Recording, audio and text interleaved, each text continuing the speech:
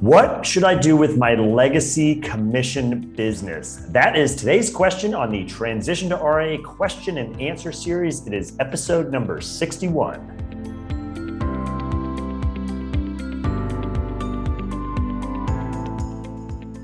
Hi, I'm Brad Wales with Transition to RIA, where I help you understand everything there is to know about why and how to transition to the RIA model. If you are not already there, if you head on over to transitiontoria.com, you can find all of the resources I make available, the entire question and answer series in video format, podcast format. I have white papers. Again, all kinds of great resources to help you better understand the RIA model. That is transitiontoria.com. Go check it out. Okay, on today's episode, this is kind of a follow-up to a prior episode I did where we're talking about if you're that advisor that wants to maybe move into the RIA model, but you still have some amount of commission business. One, can you make that transition? And then two, what are the solutions available for you to accommodate or kind of resolve that part of your practice, that commission part? Like I said, I did an episode earlier primarily just on as so-called RIA-friendly broker-dealer solutions, and I'm going to touch on that again on this episode as well. But we're going to go into a couple more different pathways that advisors have available to them of how to essentially accommodate or resolve that commission business you might have. And I would tell you there's two main reasons advisors consider, oh, hey, maybe I need to have a resolution here. And it's not so simple as just going, oh, let me just go 100% fee only and I'll drop FINRA altogether. And there I am solely as an RIA. And the two kind of primary reasons there are to protect a client relationship and then also possibly just the amount of revenue you're currently receiving. And so what I mean by that is if your sole a relationship with a client is solely a single commission account, maybe it's an account, maybe it's a 529 plan, something along those lines. If that is the extent of the client relationship,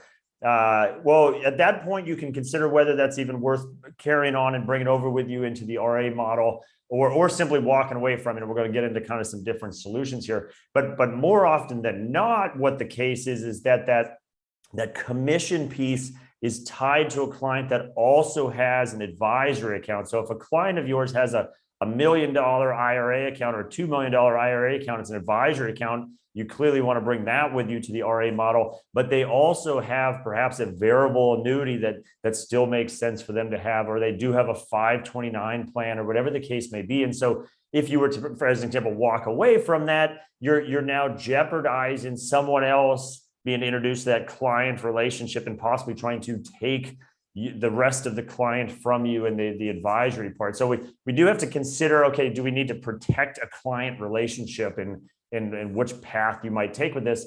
And then the other one is economics. So some of it comes down to, well, how much revenue, how much production are you generating from this commission part of your practice? And so if it's a very small part of your practice, potentially there is a better path to say, hey, let's see if we can whittle that down. Let's see if we can walk away from that or whatnot. Again, I want to get into some of the solutions. But for many advisors, it's a meaningful number. And there could be some legacy VA positions that have been built up over the years. And maybe the advisor is not necessarily looking to do more new VA business. Maybe they are, but generally they're not. It's legacy things.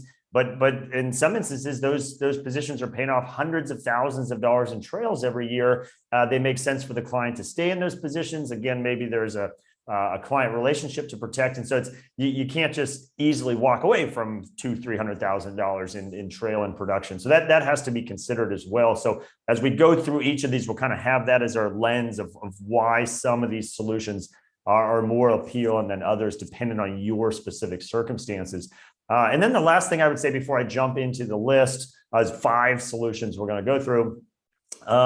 Is keep in mind the RIA itself, if you go to the RIA model, and RIA itself cannot accommodate commission business. Nothing's changed, no new regulations or anything like that. Under the RIA itself, you would only have advisory accounts, advisory relationships.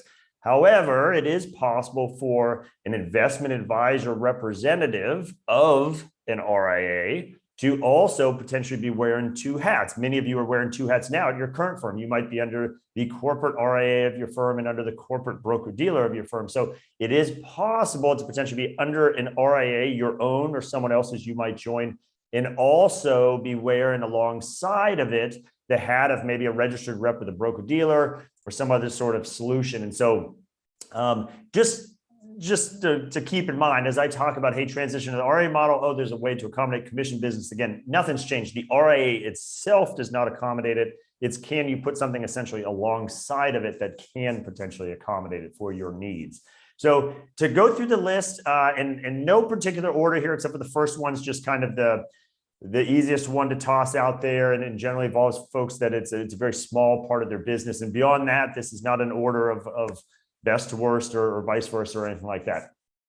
So the first one is to simply walk away from the business. So if you are, I'll give you just the most easiest example, of course, if you are in a kind of a extreme example, if you are 99% fee-based and 1% of your practice is commission, and none of that 1% is a situation where you need to protect the client relationship, that is solely the extent of what you have with that client, is solely a 529 or whatnot. If that's the case, it might simply be easiest for you to just walk away from the business, leave it behind at your prior firm, whatever the case may be. At some point, that number is just so small from a revenue perspective or from a client number perspective that you do have that option to potentially just walk away from it. Or put differently, simply don't move it with you to whatever your next path into the RIA model is. So simply walk away from it. I won't belabor that point too much because for many folks, that's easier said than done, but just know that is a solution, and it does occur at times when the situation warrants it. So that's number one. Number two is to potentially convert some of that commission business into fee business. And you've maybe been doing this over the years anyways, where you've been moving clients from more of a transactional commission type relationship into a fee-based relationship. And maybe you think you've ran the full course on that, and all I have left are variable annuities or 529s or those sorts of things. And there's an increasing marketplace out there, if you will, for solutions that in some, not all, but where you could potentially convert some of those existing positions into essentially a fee-based chassis. And I did a whole episode on this with respect to insurance products, particularly as an example. You might be able to take a variable annuity that was originally issued under a commission kind of chassis, and there's a potential to convert that into a fee-based variable annuity for the client. Now, obviously, you need to do this with the client's interest first. Does it make sense for them to leave whatever current structure they have and convert it? And the providers that help with this help you do that analysis. And in many instances, it is better off because depending on the timing of when that original variable annuity is put in place, maybe the environment has changed to the point where actually it's advantageous for them to leave this particular variable annuity and convert it into this fee-based one, which then you can carry on under the RIA model. But other times it might not be. And again, that's an analysis that needs to be done, but just know there is an increasing kind of ecosystem available that you could potentially convert a lot of your legacy positions that were traditionally thought of as commission positions more into a fee-based chassis. And that is a way to, again, whittle down either in part or entirely your commission part of your practice potentially. So that's number two. Number three is to sell your commission part of your practice. Now, this gets tricky, of course, with that if you have that client relationship dilemma where the client has both an advisory account and a commission account, that can get harder to do to sell it. But I'll give you an example of where I have seen that happen. If an advisor is perhaps at a firm and the commission product is some sort of proprietary product of the firm they're at, and maybe it even cannot be moved. So even if you wanted to move it, you couldn't. And even if that client has an advisory account with you where you can't move that commission account because it's a proprietary product, which is, we won't get into that in this episode, but another example of a reason you wouldn't necessarily want to use proprietary products is this captive situation you then find yourself in. But the idea is, so a solution that might be to sell it to an advisor that's remaining at the firm. Now, you obviously would want to be comfortable with whoever you sell it to, that they won't in turn go and then try to poach the rest of the client relationship. So usually these are done on a very personal basis with someone that the advisor personally knows and feels comfortable with. And it can be a good thing for that receiving advisor because, hey, here's new business for them that's proprietary, it's sticky, it can't go anywhere, it has to be serviced by someone. And so you can enter into that relationship and make that work. But again, the key is you want to be really comfortable with who you're selling it to so they don't try to poach the rest of that relationship.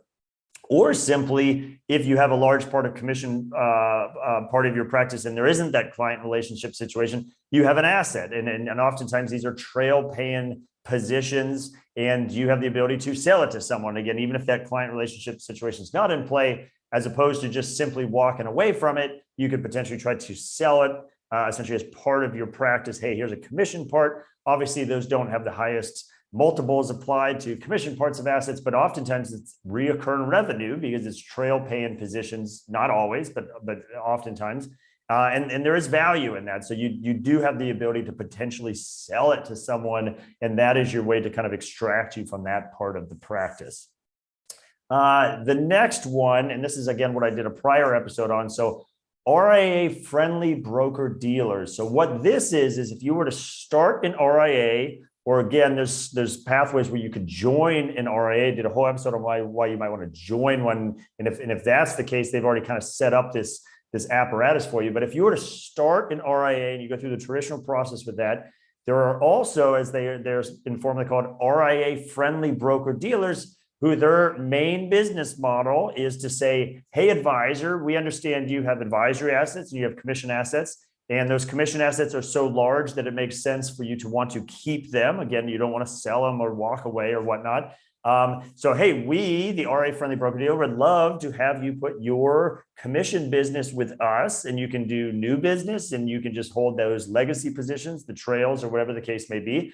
And you go over here and you start your RIA, and you have the traditional RIA custodial relationship and everything you need to do with that. And we're not going to take any of that revenue. That's 100% yours. We're going to stay in our lane over here, and we're going to give you a traditional, it's usually an independent broker-dealer style payout. And we do have some slight oversight. We have to, for regulatory reasons, we have to do of your RIA. But for the most part, we stay out of your RIA. You keep 100% of the revenue. We like our part of the business, our share of the business over here. And that solution absolutely exists. It's something you absolutely can explore. And that is a pretty typical thing out there. I don't have the exact stats of how many RIAs have it.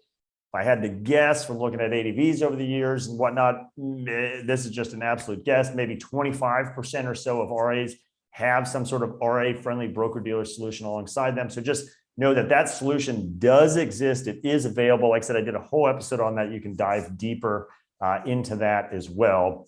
And then the last one, the fifth one, is kind of it's kind of a new evolution in the marketplace, and it's kind of an extension of that RIA-friendly broker-dealer solution. And it's typically a firm that is also an RIA-friendly broker-dealer. It says, hey, you know what? We're also going to offer another option here to advisors, where they, as the broker-dealer, they say, hey, advisor, we realize you might just not want anything to do with FINRA or a broker-dealer anymore. You just as well drop your 7, move on, not have to deal with that commission part of your practice, not have to deal with any sort of oversight or anything like that. And so what they say is, hey, move those commission assets to us, to our broker dealer. You drop your 7 because you don't need your 7 because you're formally moving them to us. You will not be the registered rep on those assets. And then those assets will sit there. We, the broker dealer, will service those assets, but we will commit to a couple of things. We will not, under any circumstances, try to poach the client relationship. We are essentially a hold-in spot for those assets, to protect those assets, to do the service that is perhaps necessary. The client needs to do a change of address, whatever the case is. We will protect that. We, the broker dealer, will retain the trail on that, because you, as the advisor, if you no longer have your 7, and certainly if you don't have your 7 with that broker dealer, you cannot receive the trail. You cannot share in those trails. So they retain it. However, what they do is turn around and hire you as the RIA for fiduciary guidance on what they should do with those assets. So they say, hey, you now have brought us 50 million in variable annuities or whatever the case is. We, broker-dealer, will take your guidance on how these should be managed, perhaps in the sub-accounts. So we will hire you to do that, typically on a basis point on the assets. And you will provide that guidance as the advisor. You will get paid on it, but you are not directly receiving the trail. You are not directly sharing in the trail. You are not a registered rep of that broker-dealer. And I think that's going to become a more and more popular solution because it does solve for the desire of many advisors to fully move away from that FINRA world, from that broker-dealer world, and to be 100% fee only, that advisors don't want to wear those dual hats anymore. And that is possible under this solution because you are formally putting a Chinese wall where you're saying, hey, I'm going to move those assets there. They are the broker-dealer on it. I am simply hired to provide guidance on how those positions should be managed. And so you can continue to receive revenue on it. You know that the client relationship will be protected. And I think we're going to see more and more of that because it makes sense. It's a place if positions can't be converted or you don't want to sell it to someone, it helps the client retain those positions. You can still be involved in it, still certainly protect the client relationship. I don't want to say it's a win for all parties because I never want to overblow anything and make it sound like there's not pros and cons, because there's always pros and cons to things. As an example, for instance, you generally would make more revenue for yourself if you just went with the full RIA-friendly broker-dealer solution where you are the Series 7 and you are directly receiving the trails. But again, that comes with the trade-off of still being in the FINRA world, still being a registered rep. So everything has its pros and cons, but that last solution is not necessarily even a name for it kind of yet, does exist. I think we're going to see that continue to grow and increase. And certainly there's advisor interest in that for a number of different reasons. So again, those are the kind of 5 main ways you can, I don't want to say resolve as if it's a bad thing, but if you say, hey, I'm not 100% fee only now, I want to go into the RIA model, but how do I solve for my legacy commission business? And that is most advisors that are first making the move into the RIA model do have that to think through. There's, of all the conversations I have, it is extraordinarily rare that I would be talking to someone at a traditional broker-dealer firm, a wirehouse firm, independent broker-dealer, whatever the case is, that's already 100% down to every last account fee-based. Because if they are, I'd say, well, why haven't you already made the move to the RIA model? So typically, probably you and essentially most all advisors I talk to do have some sort of amount of commission business, does need to be solved for. And so that's some of the solutions we talked about today are kind of how to navigate that. But I would tell you, and I say this in practically every episode, every advisor situation is unique. So I've kind of explained this at a high level, but it depends on what are those client relationships. It depends on how big is your practice. It depends on how much is that commission part generated for you in production every year. So please take this at a high level. You really have to dig into your specific circumstances to kind of figure out which of these paths might be best. And then the final thought I'd leave you on with this is just I'll use the expression, there has to be enough meat on the bone for a lot of these solutions. So as an example, RIA-friendly broker-dealers, or as an example, or the solution where, hey, you're just turning to that broker-dealer, they are holding the assets, you're breaking free from FINRA, those sorts of things.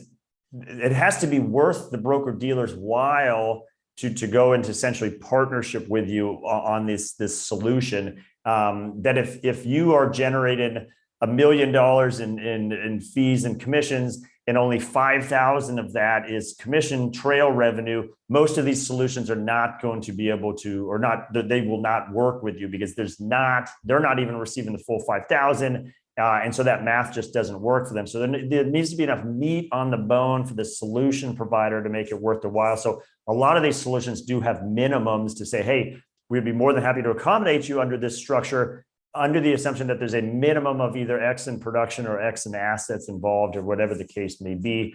And it's the same even kind of thing if you want to sell your like talked about one of the solutions is sell that part of your practice.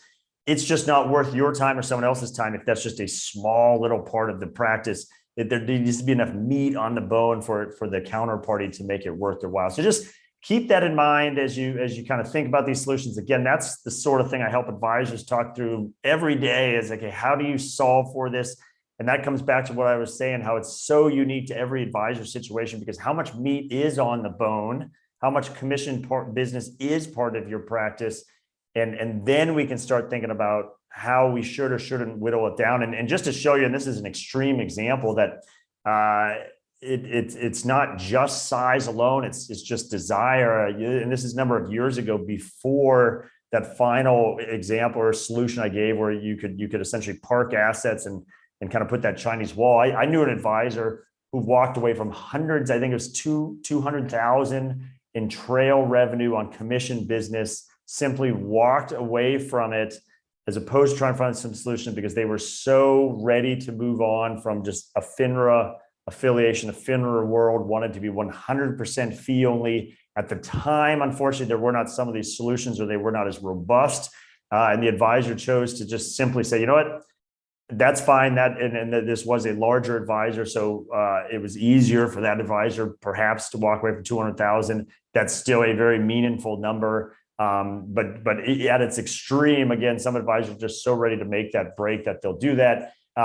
Rest assured, the minimum sizes for some of these solutions are well below 200,000. I don't want to give the impression that was not the holdup. Again, some of these things just weren't as robust at the time this occurred, but just proves that every advisor situation is unique. So I hope this has helped you kind of think through what these solutions are. And again, I have this conversation all day long with advisors. Happy to have that conversation with you as well. So like I said, my name is Brad Wales with Transition to RIA. These sorts of conversations, again, whether it's talking about your specific practice, should you even be going into the model? How does it work if you do want to go into the model? How do you solve for all the different things you need to solve for along the way? So solving for your commission part of your practice is just one of those check boxes that you work through the process. I help advisors work through, figure out how to solve for, who are the solution providers that can help you with that sort of thing. Happy to help you with that as well. Like I said at the top of the episode, if you're not already there, if you head on over to transitiontoria.com, you can find all my resources, again, the videos, podcasts, white papers, and at the top of every page is a contact link. If you click on that, you can instantly and easily schedule time to have a conversation with me to talk about today's topic or anything else RIA related. I'd be happy to have that conversation with you. Again, transitiontoria.com. And with that, I hope you found value on today's episode, and I'll see you on the next one.